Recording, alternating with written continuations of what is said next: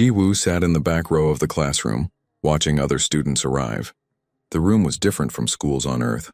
Everything was bigger, wider, made to fit creatures of all shapes and sizes. Some students had 4 legs. Some had wings folded against their backs. Some glowed with soft light. She was the only human in the class. The desk felt cold under her hands. Ji-woo had been on the station for 3 weeks now, but she still felt like everyone was watching her. The other students whispered when she walked by. They kept their distance in the hallways. Nobody sat next to her during meals. A group of Quillians entered the classroom. They looked like large rabbits that walked on 2 legs with soft gray fur and big dark eyes. They moved together, always in groups, always chattering softly to each other. When one of them glanced at Ji-woo, it quickly looked away. The lumens came next.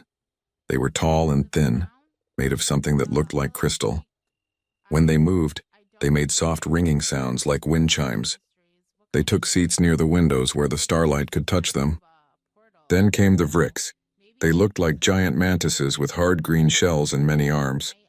They clicked and hissed to each other in their own language. They always sat in the corner away from everyone else. Professor Velnora was already at her desk organizing her data pad.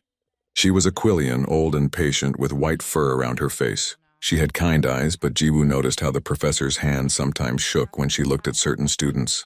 The classroom was almost full when the door opened again. Everyone went silent. A Vraxian walked in.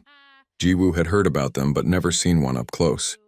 He was massive, even for a young one. His body was covered in black scales that seemed to drink in the light. He had 6 limbs, 2 legs, and 4 arms. His hands ended in claws that clicked softly against the floor. His face was angular and sharp, with a mouthful of teeth that were clearly made for tearing meat. But it was his eyes that caught her attention. They were gold, with vertical slits for pupils, and they swept across the room like searchlights. Every student suddenly became very interested in their desks. The Vraxian cub stood in the doorway for a moment. His nostrils flared, taking in the sense of the room. Ji-woo could see his shoulders tense, his claws flex slightly. He was nervous, she realized. He was just as uncomfortable as everyone else. His golden eyes found her. Ji-woo didn't look away. She had learned young that looking away from predators made them chase. Dogs, wolves, even house cats, they all responded the same way. You stood your ground or you ran. There was no middle option. The Vraxian's eyes widened slightly. His head tilted just a fraction. Then he started walking. Every student in his path leaned away. The Quillians huddled together. Even the Vrick shifted nervously. But the Vraxian walked past all of them, his eyes locked on Ji-woo. He stopped at her row. There were 3 empty seats, and he chose the one directly next to her. The desk creaked under his weight as he settled down. He was so large that he had to fold his extra arms carefully to fit in the space. This close, Ji-woo could see the pattern of his scales, the way they overlapped like armor. She could hear his breathing, slow and controlled. He smelled like stone and smoke and something wild she couldn't name. Hello, Ji-woo said quietly.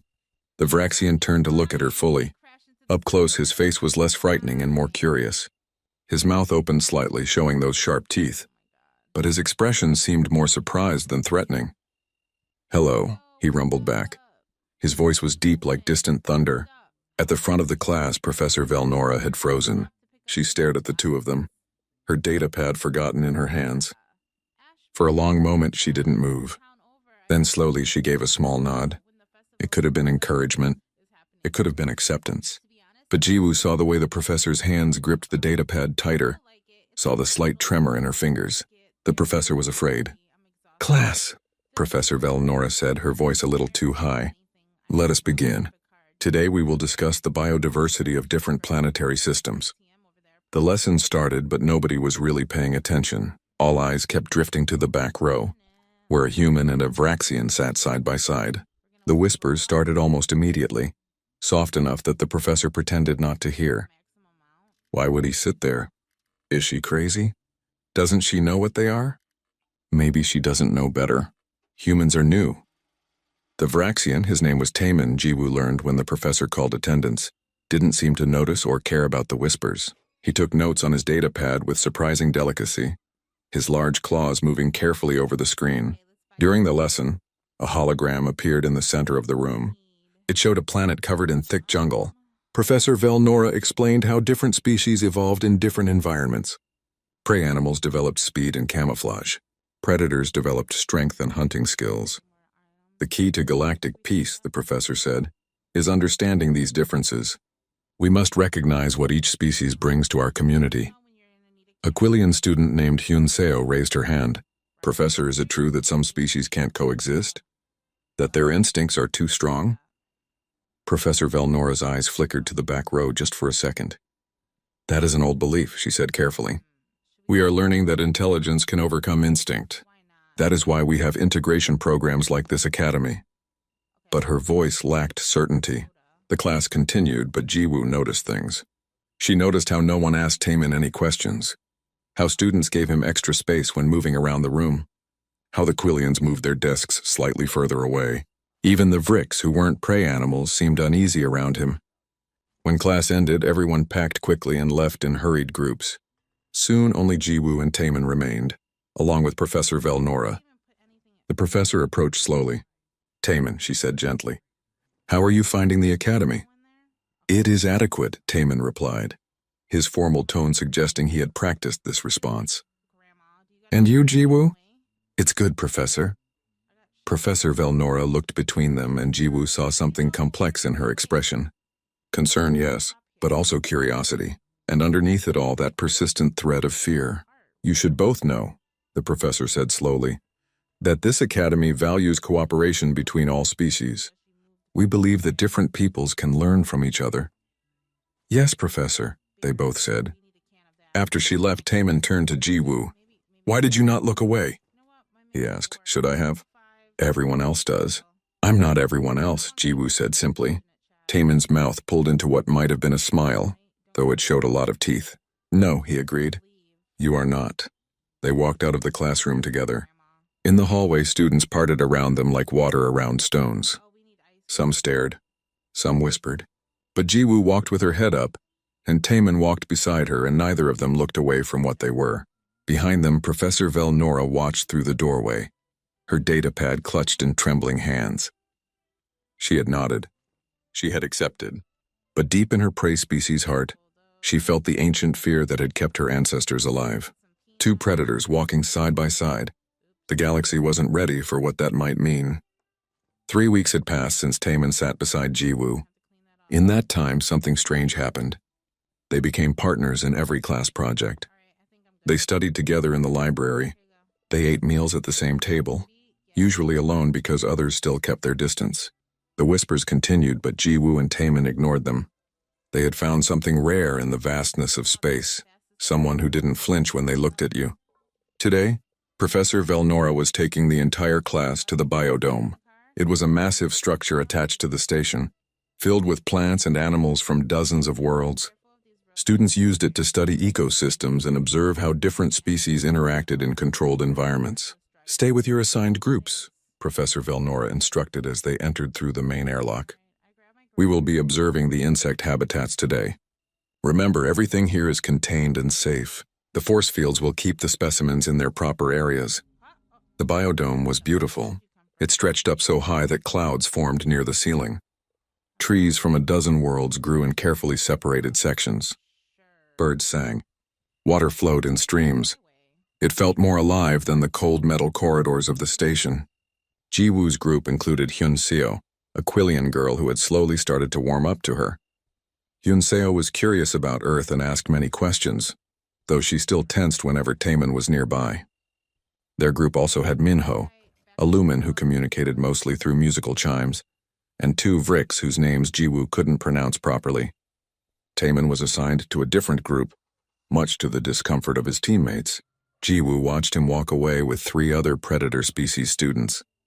He looked back once and gave her a small nod. The insect habitat was in the eastern section of the biodome. It contained hundreds of species, each in its own sealed enclosure. Some were beautiful, with wings like stained glass. Others were strange and alien, with too many legs or eyes in unexpected places. Professor Velnora stopped at a large enclosure. Inside, thousands of small beetles moved across the ground like a living carpet. They were each about the size of a thumb, with iridescent green shells. These are Vex beetles, the professor explained. They are native to a world called Vex Prime. Individually, they are harmless.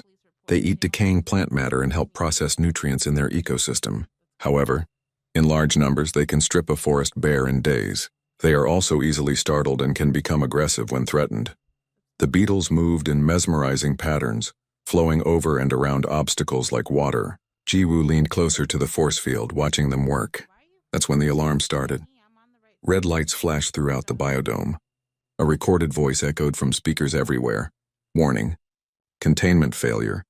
All students evacuate to the nearest exit. Professor Velnora's ears went flat against her head. Everyone, quickly! Move toward the entrance. But it was too late. The force field around the Vex beetle enclosure flickered and died. For one heartbeat, nothing happened. Then the beetles surged forward like a wave, pouring out of their habitat and spreading across the floor. The Quillian screamed. Hyun-seo grabbed Jiwoo's arm, pulling her backward. Run! She cried. The beetles moved fast, far faster than Jiwoo expected. They swarmed over everything in their path. When they reached a Vrix student who had frozen in fear, they climbed up his legs.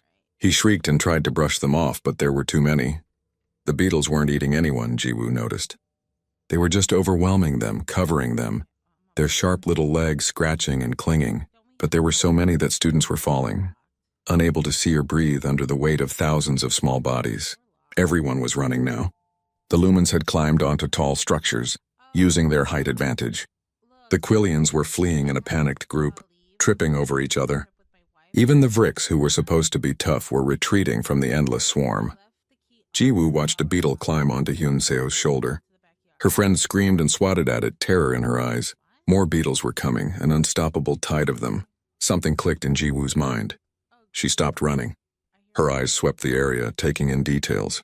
The beetles moved in patterns, following chemical signals from each other. They avoided certain plants, probably ones with strong scents. There was a maintenance station nearby with tools hanging on the wall. Jiwoo ran toward the maintenance station, not away from the beetles but across their path. She grabbed a long pole with a net on the end, used for collecting plant samples. She also grabbed a spray bottle of cleaning solution. Hyun-seo was shouting something at her, but Jiwoo didn't listen. She was focused now, her movements quick and precise. She sprayed the solution in a line on the ground. The beetles hit the wet area and recoiled, turning away. Good. They didn't like the chemical smell. She used the net to scoop up dozens of beetles at once, then swung them away from the fleeing students. It wasn't gentle, but it worked. The beetles scattered when they landed, breaking their group formation. More beetles were coming. Too many for one person to stop. Then Taemin was there. He didn't ask questions. He saw what Jiwoo was doing and understood immediately. He grabbed another tool, a flat blade meant for cutting vines, and used it like a shovel to push beetles aside. His forearms moved in a blur, creating barriers and clearing paths. They worked together without speaking. Jiwoo would spray a line to redirect the swarm. Taemin would use his strength to move obstacles, creating walls the beetles couldn't easily cross. When beetles got too close to Jiwoo, Taemin was there, sweeping them away. When Taemin's section was overwhelmed, Jiwoo sprayed the deterrent chemical to give him breathing room. It was like a dance, but one made for survival. Jiwoo anticipated where Taemin would move. Taemin knew when Jiwoo needed support. They covered each other's weaknesses and amplified each other's strengths. The other students were still fleeing, but now they had a clear path. Jiwoo and Taemin had created a corridor between the entrance and the beetle swarm. Students ran through it, no longer covered in insects. Professor Velnora arrived with station security. They had equipment designed for containment situations, force field projectors and sonic barriers. Within minutes, they had the beetles corralled and pushed back toward their enclosure. Emergency crews worked to repair the failed force field. The beetles, confused and tired, gradually calmed down and returned to their habitat instincts, clustering together and slowing their movement. When it was over, everyone gathered near the entrance. Students were shaking, crying, checking each other for injuries. The Quillians huddled in a tight group. Even the Vrix looked shaken. Jiwoo and Taemin stood apart from the others. They were covered in dirt and plant matter. Taemin had some scratches on his scales from beetle claws. Jiwoo's hands were red from gripping the tools so hard. Professor Velnora approached them slowly. Her eyes were wide, her breathing still fast. "You two," she said quietly. "You didn't run." "Running wouldn't have helped," Jiwoo said simply. "There were too many beetles and not enough exits." "You fought them," a Quillian student said, his voice full of disbelief. "You ran toward them." Taemin's golden eyes swept over the gathered students. Someone had to. But Jiwoo saw the way they were all looking at her now. Not at Taemin. They expected a Vraxian to be brave, to fight. They were looking at her, the small human girl who should have been running with the rest of the prey species. Hyunseo stepped forward, her voice shaking. You moved like a predator, Minho chimed softly, his musical voice carrying a note of realization. The silence that followed was heavy. Professor Velnora looked at Jiwoo with new eyes. The fear was still there, but now it was mixed with understanding. We should return to the main station, she said quietly. Medical staff will want to check everyone. As they walked back through the corridors, Jiwoo noticed the change. Students gave her the same space they gave Taemin, the same careful distance, the same nervous glances. Hyunseo walked beside her, but slower now, more cautiously. Jiwoo, she said quietly. What you did back there. Humans can do that? Some humans. When we need to. But you're so small. You don't have claws or armor or... We don't need them, Jiwoo said. We learned to survive differently. That night, Hyunseo couldn't sleep. She kept thinking about the way Jiwoo moved, the focus in her eyes, the complete absence of fear. She pulled out her data pad and started researching. She searched for information about Earth, about human history, about what kind of world could produce creatures that looked soft but fought like hunters. What she found made her hands shake. Earth wasn't just dangerous because of its weather or its gravity. It was dangerous because of what humans had done there. The creatures they had hunted, the animals they had dominated, the way they had turned their entire planet into something under their control. Hyunseo looked at images of Earth's extinct animals. Giant beasts with tusks and horns, massive predators with teeth like knives, all gone. Hunted by small, furless creatures with clever hands and tools, she found records of human warfare. The weapons they invented, the strategies they developed, the way they fought each other for thousands of years before they finally learned to stop. And she found the classification. Earth was listed as a Class 9 death world, the same classification as the Vraxian homeworld. Hyunseo had barely slept. Her mind kept returning to the data she had found about Earth, about humans. Every time she closed her eyes, she saw Jiwoo moving through the beetle swarm with cold precision. No fear, no hesitation. Just calculated violence applied with perfect control. She needed to tell someone. She needed others to understand. The common area was quiet this early in the station's day cycle. Hyunseo had asked several students to meet her, those she trusted, those who might listen. Minho arrived first, his crystalline body chiming softly as he moved. Then came 3 more Quillians and 2 Vricks. This better be important, one of the Vricks clicked. I have a test to study for. It is, Hyunseo said, her voice tight. She activated the holographic display in the center of the room. It's about humans. About Jiwoo. What about her? Minho chimed, curious notes in his voice. Hyunseo pulled up the first file. An image of Earth appeared, spinning slowly. It looked beautiful. Blue oceans, green continents, white clouds, peaceful. This is Earth, she said. The human homeworld. The Galactic Council classified it as a death world, but I didn't understand what that meant until I started researching. She changed the image. Now it showed a massive creature with long tusks and a trunk. This is called a mammoth. It weighed as much as a small spacecraft. It had thick fur to survive ice ages. Humans hunted them to extinction using only sharpened sticks and rocks. The Quillians shifted uneasily. One of them, named Day, spoke up. Many species hunt. That doesn't mean... Wait, Hyunseo interrupted. She pulled up another image. This is a wolf, an apex predator from Earth. Humans didn't just hunt them. They domesticated them. They turned these killers into companions and workers. And look at this, another image appeared. And this, and another. And another. Dogs of every size and shape filled the display. Tiny ones that could fit in a pocket. Giant ones larger than most Quillians. All descended from wolves. All shaped by human hands over thousands of generations. They didn't just survive their predators, Hyunseo said quietly. They made them into pets. The room was silent. Minho's chimes were low and uncertain. Surely the council knew this. When they made first contact, Hyunseo pulled up official documents stamped with council seals. They knew everything. Look at this. She highlighted a section of text. Earth is classified as a Class 9 predator world. The same level as the Vraxian homeworld. The same category as the Varl hunting grounds. That's impossible, Day whispered. Humans are so small. They don't have natural weapons. They don't need them. Hyun-seo brought up images of human tools. Stone axes, spears, bows, swords, guns. Humans are tool users.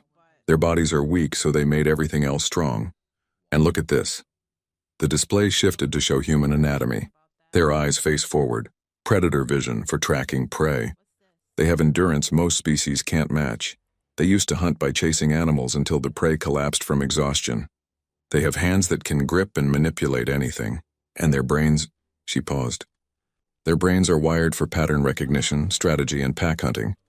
One of the Vricks leaned forward, mandibles clicking thoughtfully. You're saying humans are evolved predators. I'm saying humans are apex predators that evolved on a death world, and nobody told us. Hyun-seo pulled up the next file, and several students flinched. It showed human warfare, battlefields, weapons of terrible power, cities reduced to rubble. For most of their history, humans fought each other. They invented weapons not to defend against predators but to fight other humans. They had something called world wars, conflicts that covered entire continents and killed millions. Why would the council allow them into space? Dee's voice was shaking now. Because of this.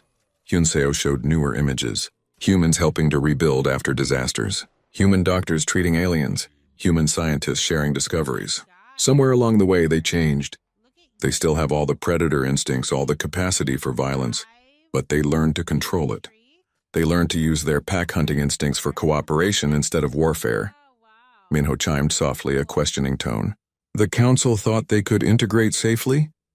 The council made a calculated risk. Humans showed enough empathy, enough self-control. But look at this, she pulled up the integration protocols. Humans were introduced slowly, carefully. The council didn't want to cause panic. Most of the galaxy still doesn't know Earth's full history. They see humans as curious explorers, clever traders. They don't see the predators. But Jiwoo, Day started. Jiwoo doesn't hide it, Hyun-seo finished. Maybe she doesn't know she's supposed to. Or maybe she just doesn't care. But when that beetle swarm happened, her instincts took over. We all saw what she really is. The display now showed the official classification documents. Page after page of data about human capabilities, human history, human potential threats, all marked with the highest security clearances. The council has been managing human integration like you would manage any dangerous species, Hyun-seo said.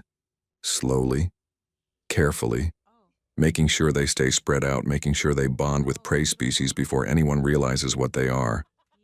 Then what about Taemin? One of the Vricks asked. Why is a Vraxian in the same program?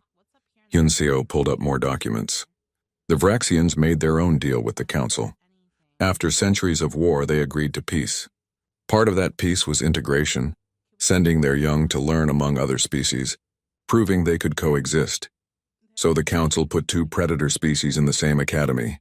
Minho chimed, his tones thoughtful. Humans and Vraxians. They probably thought it was safe. The protocol says to keep predator species separated from each other as much as possible. Predators compete. Predators fight for dominance. That's what the galaxy has believed for generations.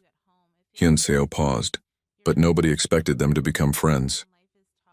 The weight of that statement settled over the room. Friends, Day repeated softly. Two apex predators from different death worlds working together. It's never happened before, Hyun-seo said. The galaxy keeps predators apart because we're afraid of what they might do if they cooperate. But Jiwoo and Taemin, she trailed off. The Vricks clicked thoughtfully. They fought together. Against the beetle swarm. They moved like they understood each other perfectly. Pack hunting, Hyun-seo said. Humans evolved to hunt in groups with coordination and strategy. And Taemin understood that instinctively. He's a predator too. He recognized what Jiwoo was doing and joined her. Minho's chimes turned anxious. What does this mean for us? For the academy? I don't know, Hyun-seo admitted. But I think we need to understand what we're dealing with. Jiwoo isn't dangerous because she wants to hurt us. She's dangerous because she's capable of hurting us. And that capability is always there, just under the surface. Should we tell the others? Day asked. I think people need to know, but Hyun-seo looked at each of them. We also need to remember that Jiwoo chose to help us. When the beetles swarmed, she could have just saved herself. She didn't. She fought to protect everyone. Predators protect their pack, the Vrick said slowly. If she sees us as her pack, Then maybe that's what makes humans different, Yunseo finished. They're predators who can choose who belongs to their pack. And their pack can be bigger than just their own species. The group sat in silence, processing this. The beautiful, terrifying implications of what it meant to have humans among them. Finally, Minho chimed a question. What do we do now? We watch, Yunseo said. We learn, and we try to understand that being dangerous doesn't mean being evil. Jiwoo has shown us that much. Over the next few days, Hyunseo's information spread through the student population. Some students reacted with fear, keeping even more distance from Jiwoo. Others became curious, watching her with new interest.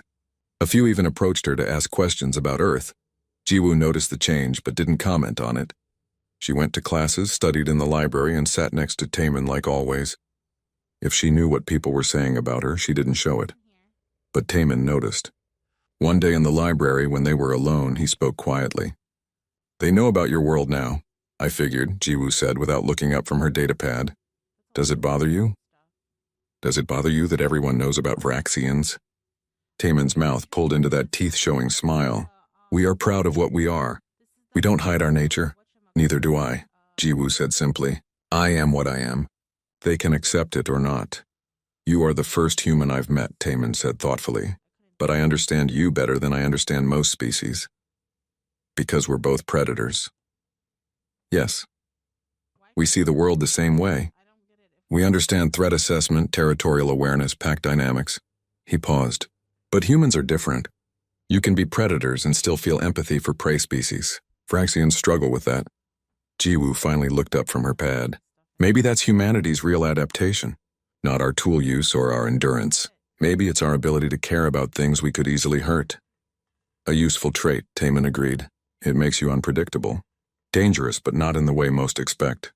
Is that why you sat next to me? That first day? Taemin considered the question. I sat next to you because you didn't look away. Everyone else saw a monster. You saw another person. You are another person, Jiwoo said. Just one with claws. The announcement came during breakfast. Professor Velnora stood at the front of the dining hall, her voice amplified by the station's speakers. Attention all students. The annual Crucible trial will begin tomorrow. You have been divided into teams. Check your datapads for assignments. This is a survival exercise.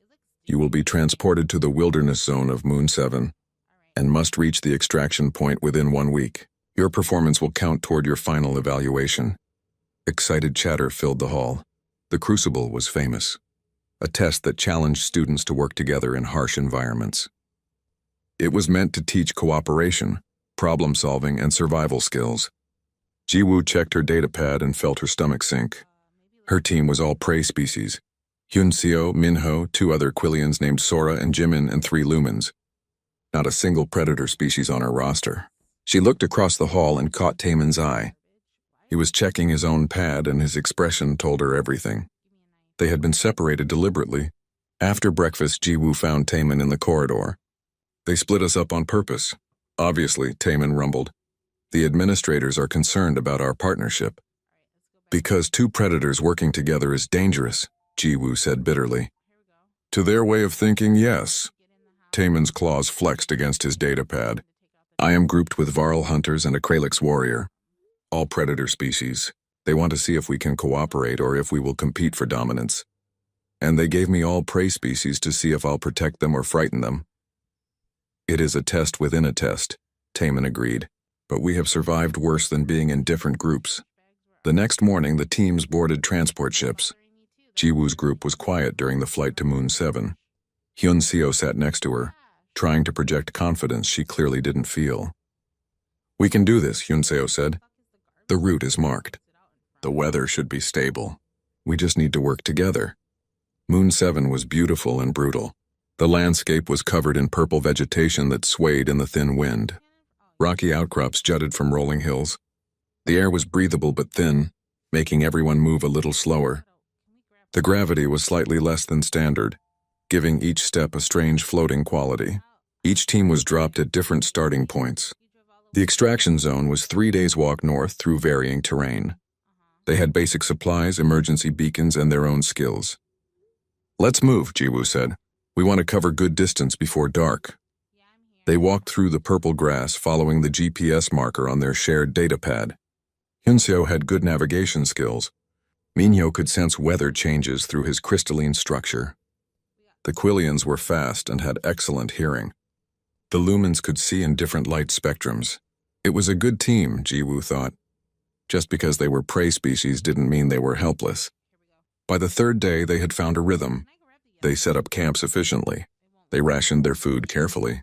Sora had even found an edible plant that supplemented their supplies. They were on schedule, maybe even ahead of it. That's when everything changed. The emergency broadcast came through on all datapads simultaneously. A recorded voice, urgent and clear. "This is Research Station Omega. We have suffered a catastrophic shield failure due to solar flare activity. Radiation is entering our facility. Life support is failing. We have approximately 48 hours before conditions become fatal. Request immediate assistance. Repeat, this is an emergency." The voice cut off, replaced by coordinates. Jiwoo checked the map. The research station was on Moon 7, about 20 kilometers east of their position. Hyunseo was already pulling up more information. It says here there are 7 researchers at the station.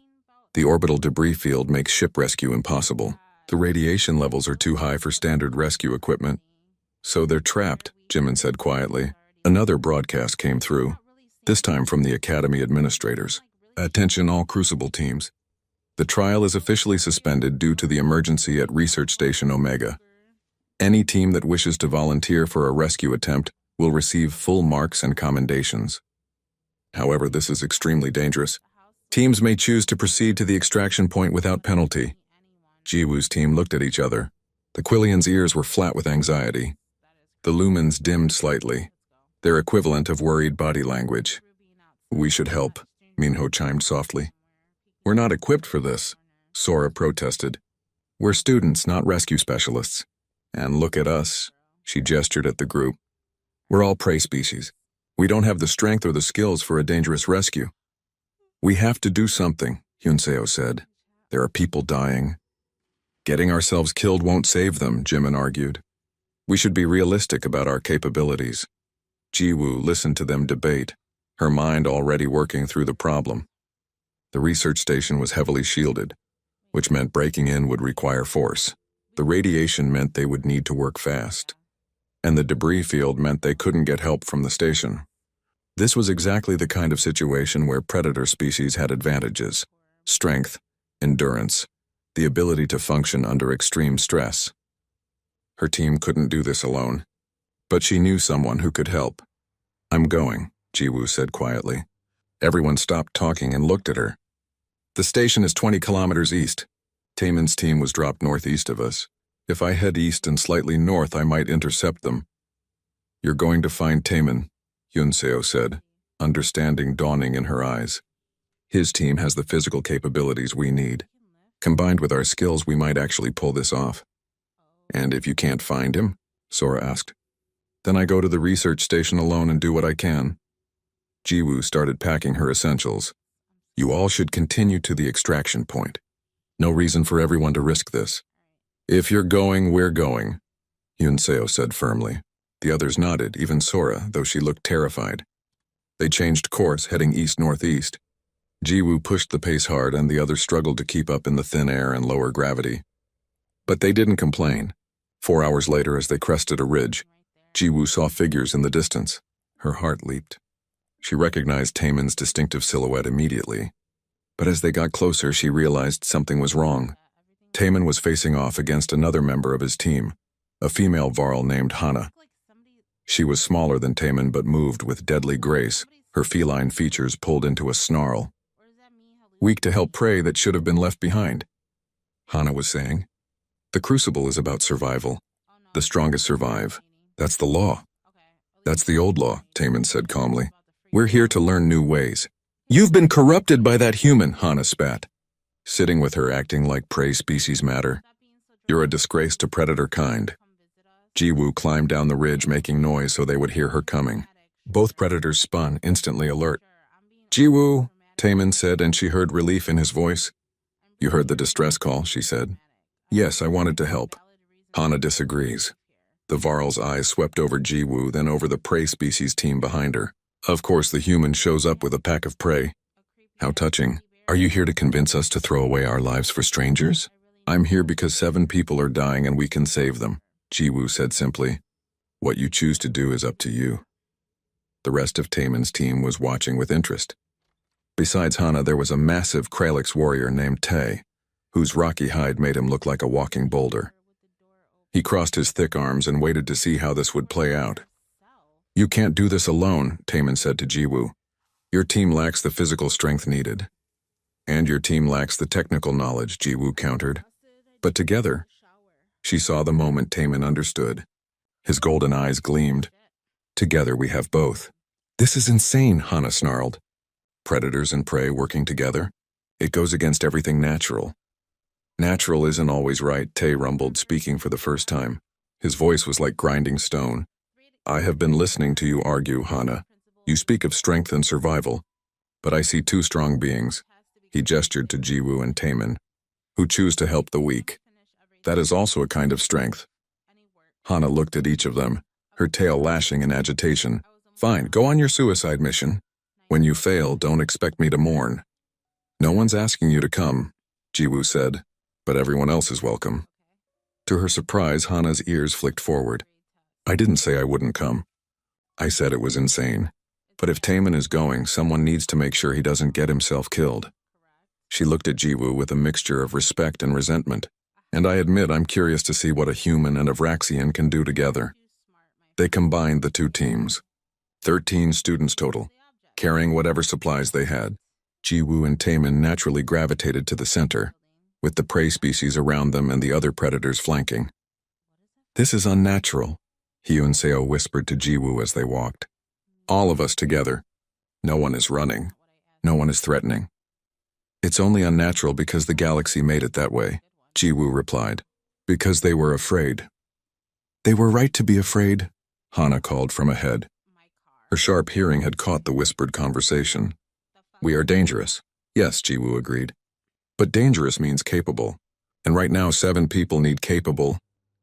The news spread faster than anyone expected. By the time the rescue ships returned to the station, footage of the combined team was already broadcasting across the Galactic network. Someone on the Academy staff had released the drone recordings, showing predator and prey species working side by side, showing students who were supposed to fear each other saving lives together.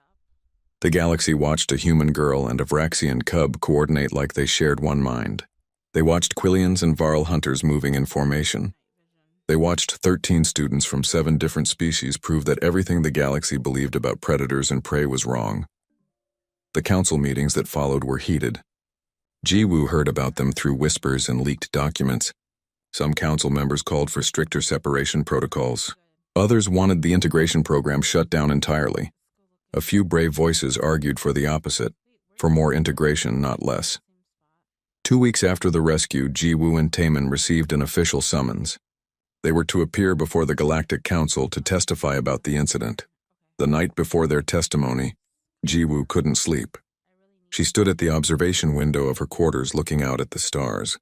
Earth was out there somewhere, far away. She wondered what people back home would think about all this. A knock at her door. She knew without asking who it was. Taemin entered when she opened the door. In the low light of her quarters, his scales seemed to absorb all the shadows. His gold eyes glowed softly. Can't sleep either? Jiwoo asked. I am wondering what to say tomorrow, Taemin admitted. He sat on the floor, his bulk too large for her furniture.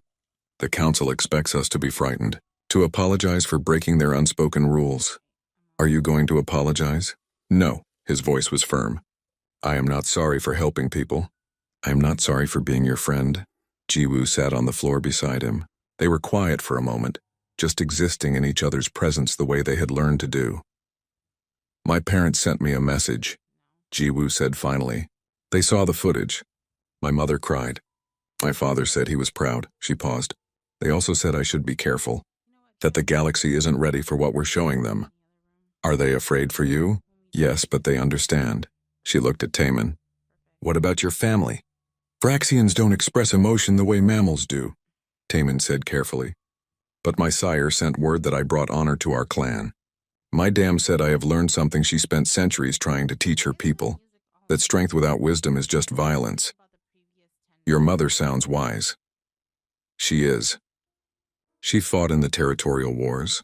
She has killed many beings. But she says the hardest battle she ever fought was learning to stop fighting. They sat in comfortable silence, watching the stars wheel by outside the window. Whatever happens tomorrow, Jiwoo said. I'm glad you sat next to me that day. Taemin's teeth showed in his version of a smile. So am I. The council chamber was enormous, designed to accommodate representatives from hundreds of worlds. The ceiling stretched so high it disappeared into shadow. Council members sat in a great circle, each on platforms adjusted to their species' needs.